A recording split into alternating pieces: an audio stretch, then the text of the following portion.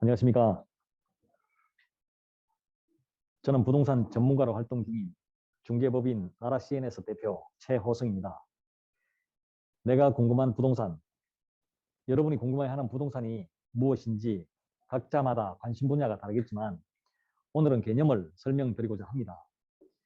지금부터 저와 함께 알아보아야 할 부동산에 대한 내용을 쉬운 것부터 접근해 보도록 하겠습니다. 사람에게 처음부터 부동산이 필요했던 것은 아니겠죠. 그 옛날 원시 생활을 하던 시절에는 누구나 땅을 소유할 수 있었을 것입니다. 그러나 수렵 생활을 하던 것이 농경 생활로 정착하는 사회가 되다 보니 자기 자리가 자기 것이 되고 또 생활하기 편리한 자리가 되게 되고 서로 간의 경계가 되다 보니 그것을 소유하고 인정하면서 이 부동산이 생겨나게 된 것입니다.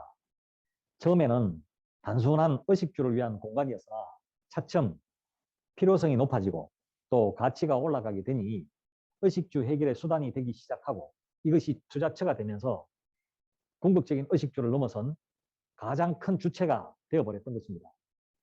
부동산은 움직이지 않는 물리적인 재산을 의미합니다. 그러나 가치적으로는 움직이는 자산입니다. 그 이유는 서로 사고 팔고 하니까 제자리에서 주인이 바뀌는 것입니다. 이 부동산, 세상에는 엄청나게 많은 땅이 있습니다. 그러나 땅 한 평 가지고자 하는 사람이 우리 주변에도 많고 저 역시 원하는 겁니다. 그런데 땅은 이 땅이나 저 땅이나 똑같은 땅입니다. 그러나 이 땅은 비싸고 저 땅은 싸고 그러한 기준이 있겠죠. 과연 그 기준이 무엇일까요? 그것이 자산의 가치를 평가하는 기준이 되기도 합니다. 이 땅이 말합니다. 왜 나는 싸고 너는 비싸노? 또 땅이 말합니다. 글쎄 모르겠는데 사람이 말을 합니다. 이 땅은 위치가 좋아서 사용하기 편리하고 많은 사람이 찾으니까 비싸고 저 땅은 사용하기 불편하니까 사람이 찾지 않으니까 싸다. 맞습니다. 많이 찾으면 비싸고 아니면 싼 것이 가격입니다. 부동산도 마찬가지입니다. 사람은 누구나 자기 것은 좋다고 생각합니다. 그러나 누구에게나 좋다고 인정되는 것이 좋은 것으로 평가되는 것이죠. 자, 그렇다면 이 부동산의 가치를 높이는 방법이 있겠죠.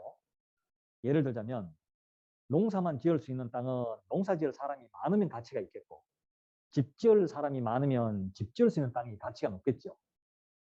자, 예전에 농자 천하지 대본이라는 농경사회에서는 농지가 최고의 가치였습니다. 그래서 좋은 땅에는 농사를 짓고 또 불편한 땅은 개간해서 집을 지었던 것입니다. 그래서 시골로 가면 평지는 농지이고 산아래 마을이 있습니다. 그래놓고 거기다가 명당자리다 또 배산인수다 이렇게 이름 지어서 주거지역, 사람이 사는 지역을 가치화시키는 사회에 우리는 살았습니다. 이후에 영국에서부터 산업화로 이 농지에 공장을 짓고 또 산업단지가 되고 거기에 평지로 도로가 나니 공장 가까이에 집을 짓고 모여 살기 시작하고 이곳에 상점도 생기고 또 이발소도 당구장도 전방도 이런 게 생기기 시작하면서 그 편리성을 보고 산 아래 사람들이 집을 비우고 이 편리한 곳으로 이동을 하기 시작합니다. 이로 인해서 산 아래 마을이 슬럼화가 되어 그 가치가 떨어지는 현상이 부동산에 움직이는 과정입니다. 자, 부동산, 산은 산입니다. 또 강은 강입니다. 산은 그대로 산입니다. 그러나 요즘은 산을 옮기는 것이 다반수입니다. 개발이라고 하는 방법을 동원을 해서 거기에 허가만 나면은 웬만한 산은 며칠 만에 평지로 됩니다. 그리고 그곳에 주택, 그 대단지 아파트가 들어서고 상가가 들어서고 또 빌딩이 들어섭니다. 이렇게 해서 새로운 도시, 즉 뉴타운이 형성되는 것입니다. 참 새로운 도시를 개발할 때 반드시 그 지역 안에 산이 포함이 돼요. 그 이유는 뭐냐면 굴곡을 활용하기 위해서입니다. 이 낮은 곳에 흙이 필요하다 보니까 거기를 채우고 평지로 만들려면 높은 산을 깎아서 거기다 메워야지 평지로 만들어져요. 그 평지를 만들어야지 택지가 되고 그 택지 위에 기반시설을 하고 그 기반시설 한 위에다가 건축물을 짓게 됩니다. 뭐 기반시설이란 말이 나왔으니 기반시설은 대표적으로 뭐냐? 도로입니다. 그리고 상수도와 오폐수 관로가 지나갑니다. 요즘 같은 도시가스, 또 전기를 또 지하 매설로 하면 전기도 듭니다. 또 비가 오면은 우수, 즉 빗물을 빼내는 우수 관로가 필요해요. 이런 모든 공사를 하고 또 주택만 있다 보면은 답답하고 또 산소 공급에 문제가 있으니 녹지를 조성을 합니다. 이런 것을 우리는 기반 시설이라고 해요. 예, 그 기반 시설을 하기 위해서 높은 산을 깎아서 낮은 곳을 메우고 형성을 시키는 것이 새로운 개발 지역입니다. 아마 주변에 개발하고 있는 곳을 관심 있게 보시면 모두 다 그렇습니다. 또 우리가 관심 있게 또 볼 수 있는 부분이 땅을 투자했는데 대박이라는 말이 있죠. 그것이 이런 곳에서 적용이 됩니다. 싼 땅인 산을 예를 들자면 자투리 돈으로 사놓았는데 이 민간업자가 개발하려고 들어와요. 근데 그 민간업자가 개발하러 들어온 그 땅을 내가 팔았을 때 그 매매 가격이 내가 산 가격보다 훨씬 많이 나오면 그게 대박입니다. 그런데 이 업자들은 왜 비싸게 살까요? 자, 이 개발업자들은요, 가격을 책정할 때에 지금 현재 땅 가치로 평가하는 것이 아니라 미래 가치를 평가합니다. 여기서 공사비용, 여기서 공사비용, 또 부대비용을 산정하고 매입가를 산정합니다.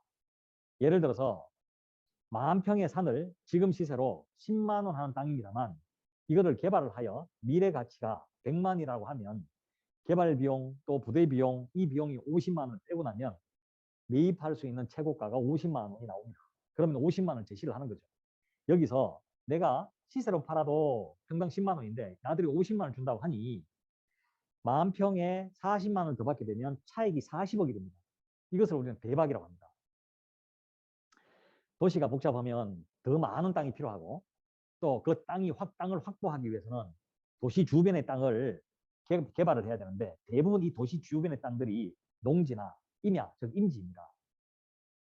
이 농지나 임지는 대부분이 도시 지역과 연결이 되어 있어요.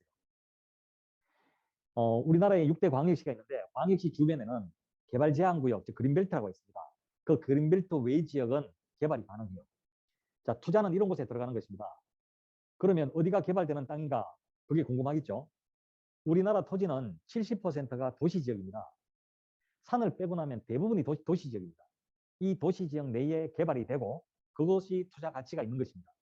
그렇다면 도시지역인지 아닌지 어떻게 알 수 있을까요? 시, 군, 구청이나 홈페이지 정부민원 24에 들어가면 토지 이용 계획 확인원을 볼 수가 있습니다. 거기에 보면 개발 지역이 가능한지 개발할 수 있는 땅인지 알 수가 있습니다. 근데 개인이 또 그걸 알 수가 있느냐? 개인은 토지 이용 계획 확인을 봐도 무슨 말인지 몰라요. 개발 지역을 정해놔도 개발 지역인지 아닌지 모릅니다. 그것을 컨설팅하고 해주는 일이 전문적으로 하는 전문가들이 있습니다. 자, 우리가 살고 있는 곳이 땅이고 이 땅 위에 건축물이 있고 이것을 포함하여 부동산이라고 합니다. 이 외에도 땅에다 심어놓은 나무도 또한 부동산입니다. 참고로 알아두시면 좋을 것 같고요. 부동산에는 자, 큰 의미, 넓은 의미에서는 주거용 부동산, 업무용 부동산, 공업용 부동산, 토지 이렇게 나누어지고 이 주거용 부동산에는 주택, 아파트, 빌라, 원룸 이런 것이며 업무용 부동산은 상가 건물이나 빌딩 이런 것들이 업무용 부동산입니다. 물론 이 안에 오피스텔도 업무용 부동산으로 들어갑니다. 또 공업용 부동산으로는 창고나 공장이나 부속 건물들이 공업용 부동산으로 들어가요. 자, 우리가 알고 있는 부동산이 다양한 종류가 있고 그 종류대로 가치가 천차만별입니다. 이상과 같이 오늘은 부동산의 기본이 되는 부분을 말씀을 드렸습니다.